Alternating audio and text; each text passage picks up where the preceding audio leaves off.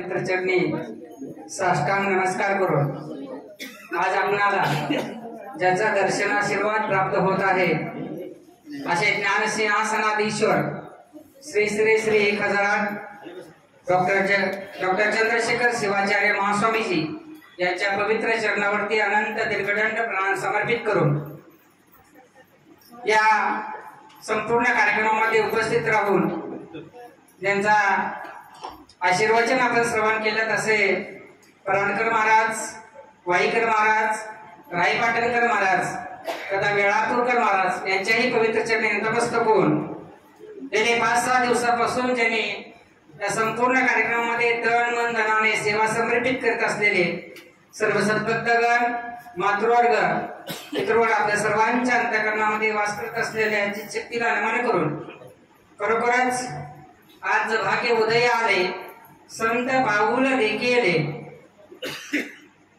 काशीची ज्ञानगंगा प्रत्यक्षात आपल्या बारशीमध्ये अवतरली आहे।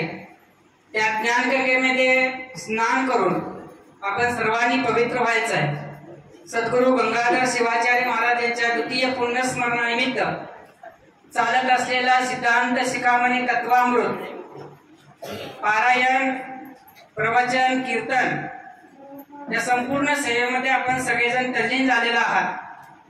खरोखरच अत्यंत सुंदर असं सद्गुरु महादेव शिवाचार्य महाराजांचं कीर्तन आता संपन्न झालेलं आहे। दुसऱ्यांदा वाईकर महाराजांना हा लाभ झालेला आहे। पहिल्यांदा काशीमध्ये महास्वामींच्या त्यावेळेला आम्ही काशीमध्ये उपस्थित होतो।